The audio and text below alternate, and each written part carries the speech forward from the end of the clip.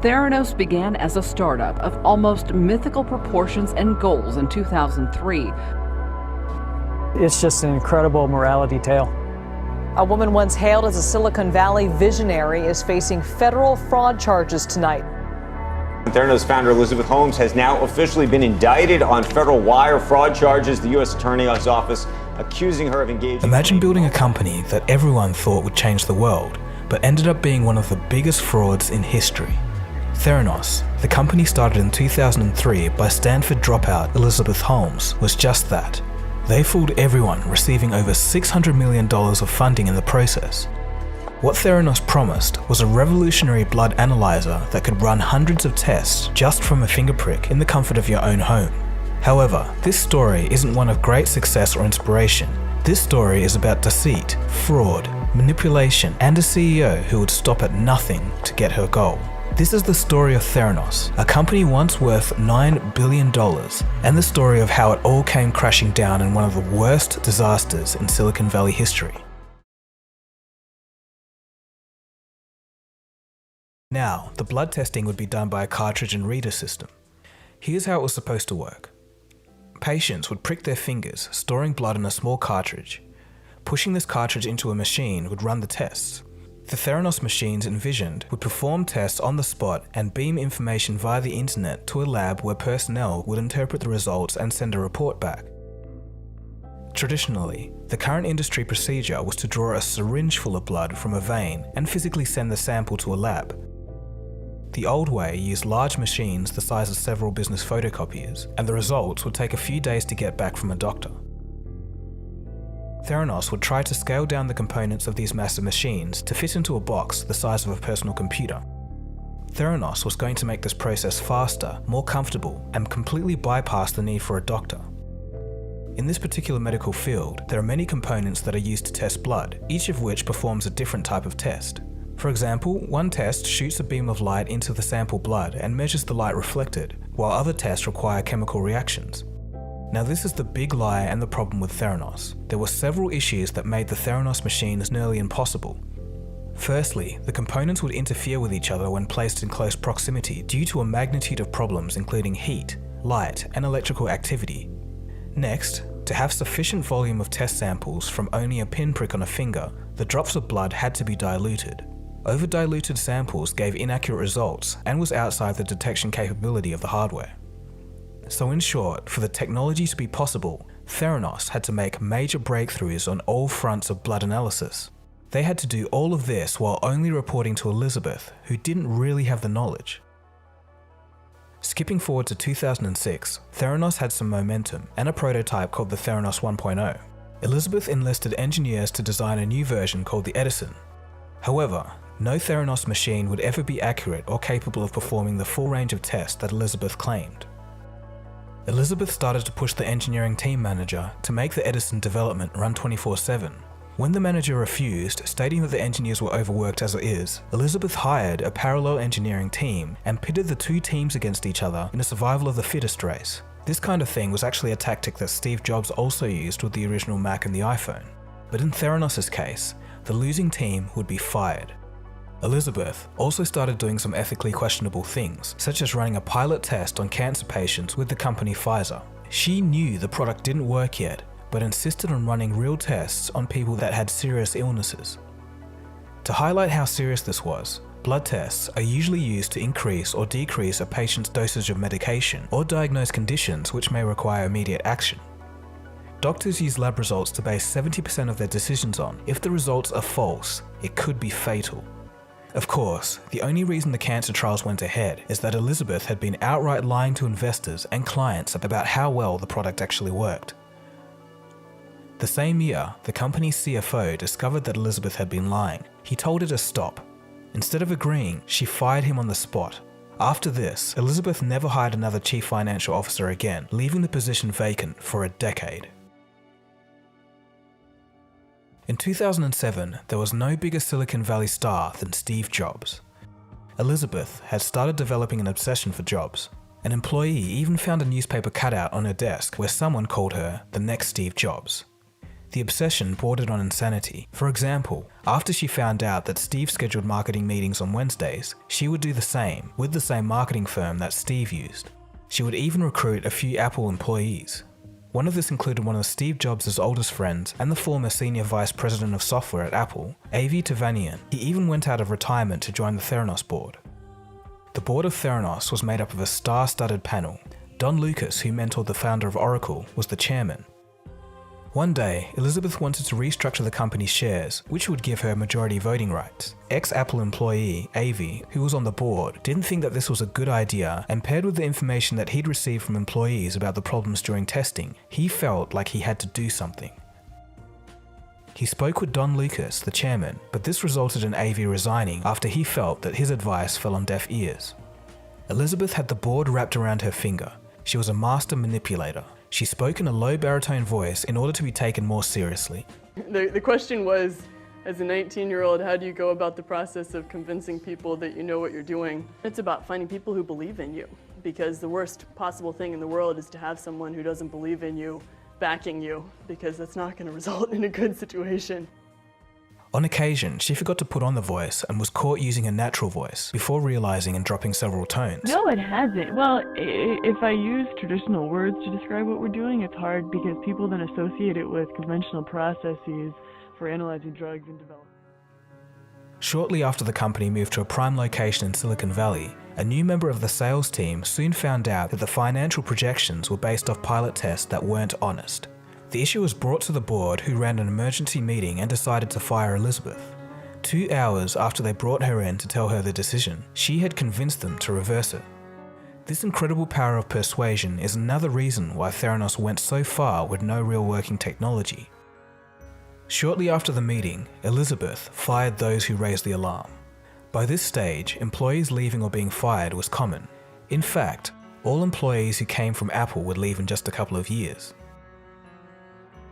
Around this time, an old family friend, Richard Fuers, created a patent for a method of transmitting information from blood testing machines to doctors.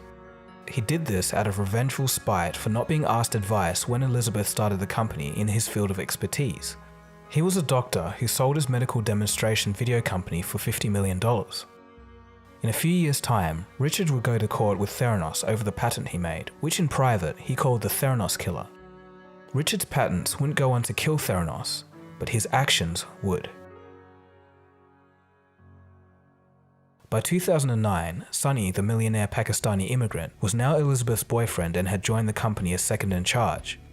Sunny came from a software background and had little knowledge of the inner workings of a medical company. He claimed to have written 10 million lines of code while at Microsoft, but the average developer at Microsoft only writes 1,000 lines a year.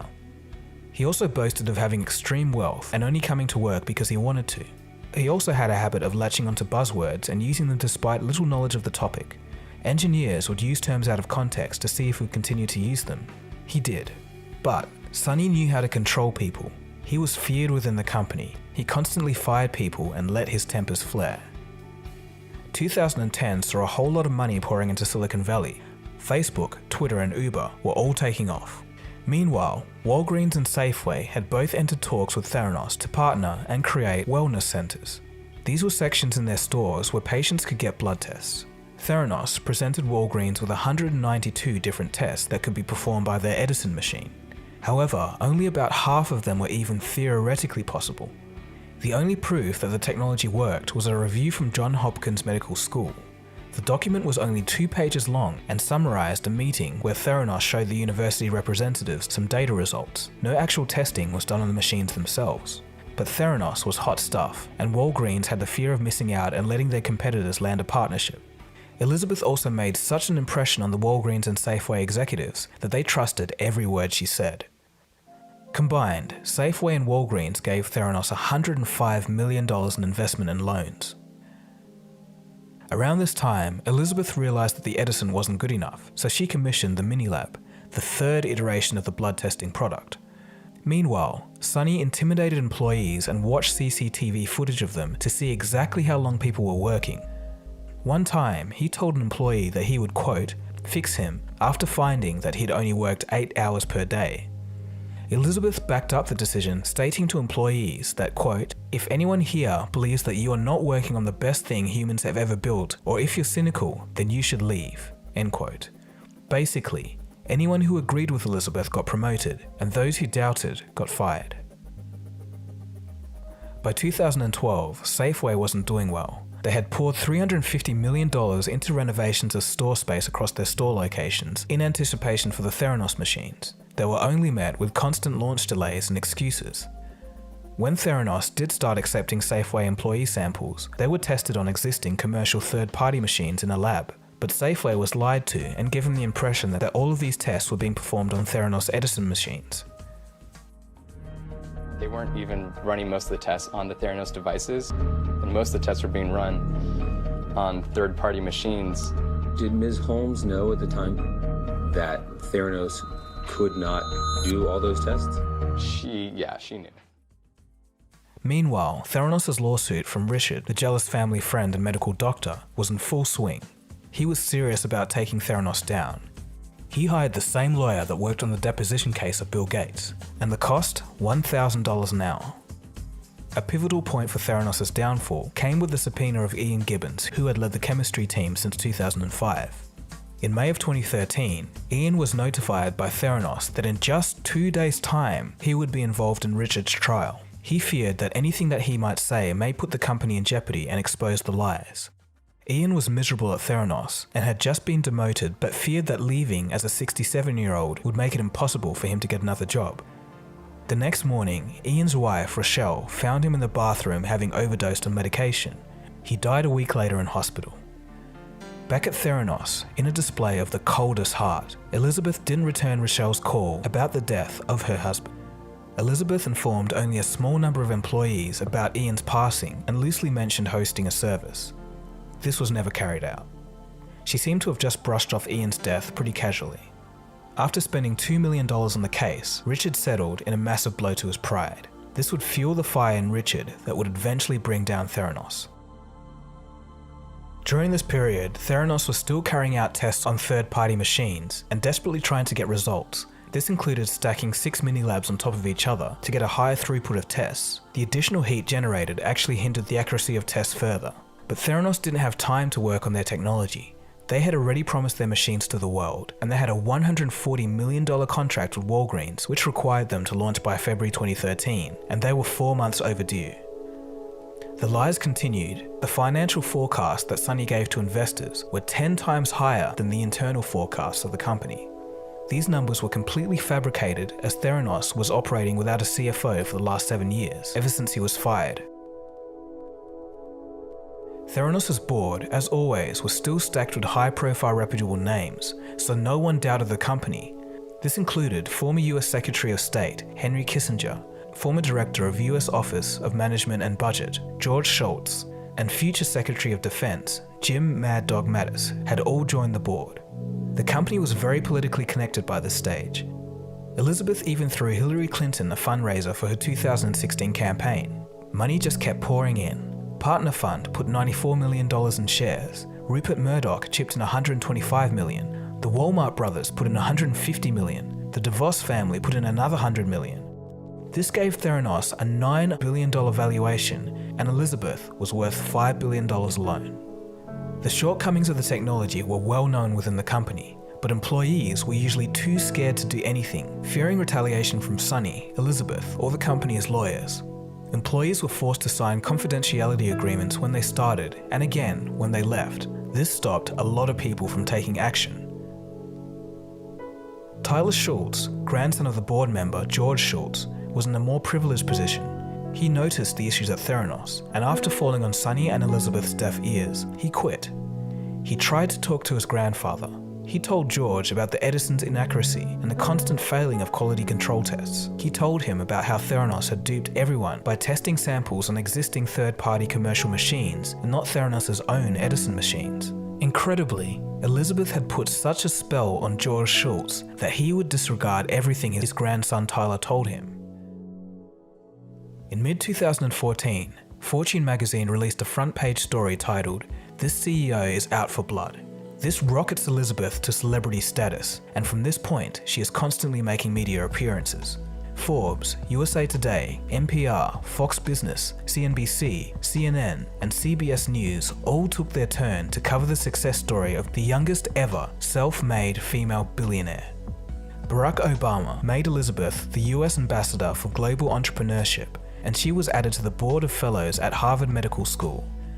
Elizabeth enjoyed the fame. She grew her security team to 20. Her office was redesigned to look like the president's Oval Office, complete with bulletproof glass. Elizabeth spoke on a TED Talk about her idea to change the world. She said soon no one would have to say goodbye too soon, and went on to tell the audience of a heartfelt story about how her uncle had passed away from cancer. But of course, the TED Talk was merely an act. In reality, she wasn't even close to her uncle and had just exploited his death for her narrative. Meanwhile, cracks were beginning to crumble the empire. Richard, by this stage, had created a gang of Theranos skeptics, including Ian's widow, Rochelle. They collected information and then took it to John Carreyrou at the Wall Street Journal. As John began investigating, countless sources and former employees came out of the woodwork. They anonymously provided information about the story. Theranos attacked everyone who was talking. They used their pile of money and they threatened to sue everyone else who spoke to the Wall Street Journal.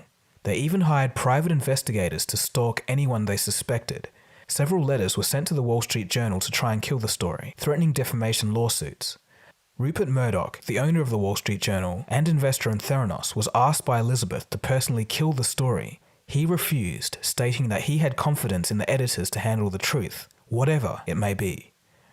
The reaction from Theranos was intense, and the story wasn't even out yet. Business as usual continued at Theranos. Elizabeth was making White House appearances often then, but under the veneer, the machines could still only do a small number of tests and were inaccurate with even just those.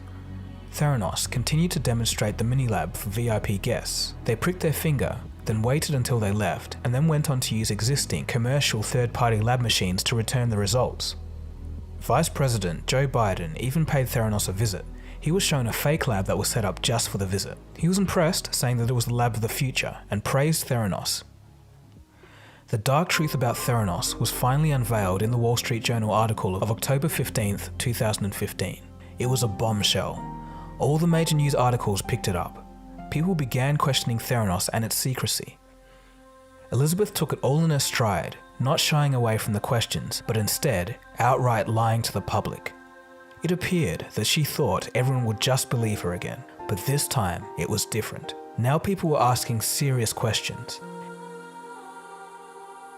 And just this morning, the Wall Street Journal ran a pretty scathing article about the company, alleging that the company's proprietary testing devices may be inaccurate, and basically accusing Theranos of deceptive practices. To Elizabeth Holmes, the founder and CEO of Theranos, to give her a chance to answer the charges raised in the article. Ms. Holmes, welcome back to Mad Money. It's great to be here. Thank you. What do you think's going on here? This is what happens when you work to change things. And first they think you're crazy, then they fight you, and then all of a sudden you change the world. And I have to say, I personally was shocked to see that the journal would publish something like this. Just as the story had been published, the FDA made a surprise inspection at Theranos. In further investigations, it was found that the Theranos Edison blood testing machine only performed 12 out of 250 tests, and even those produced wildly erratic results. Now, Theranos was in full damage control. Elizabeth broke up with Sonny and fired him. A criminal investigation was underway, and a probe by the Securities and Exchange Commission was also proceeding. The investors began suing Theranos one by one. Partner Fund sued for $100 million, Walgreens for $140 million. Elizabeth had to close the trial lab and had to pay $4.5 million to Arizona State, where most patients had received testing. Theranos had voided nearly 1 million lab results. 10 patients would sue Theranos for medical battery. But shockingly, amongst all of this, Elizabeth never apologized. It seemed to her merely a mistake along the way which could be fixed. So Elizabeth and Sonny both knew what they were doing, lying to investors, their clients, the regulators, patients, and even their own board. No one outside can be blamed for not realizing the fraud ahead of time.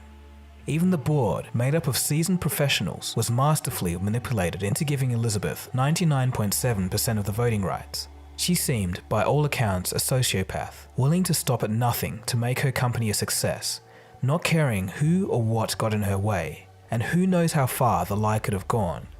She continued with all smiles and lies even after the truth came out. Elizabeth's actions could be a microcosm, a case for a modern problem in society where the need to be successful, or at least appear successful, outweighs everything else. There's possibly another fault at play here, a fault in the human condition. It's the illusionary effect, where if you repeat a lie enough times, people start to believe it, especially if you have credible names surrounding the product. The SEC settled with Elizabeth Holmes in March of 2018. She lost voting control, had to give away her portion of the stock, and was banned from being an officer or director of any public company for 10 years. Sunny still hasn't reached a settlement with the SEC. Both Sunny and Elizabeth have been indicted on criminal charges in an ongoing lawsuit at the time of this video. They have both pleaded not guilty and each face 20 years in prison. Theranos was dissolved in September 2018. So one question remains.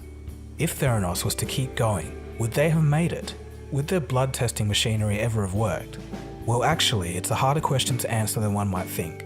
When they were running out of money, they tested on real patients as a proof of concept to gain more funding, which is of course what brought them down in the first place.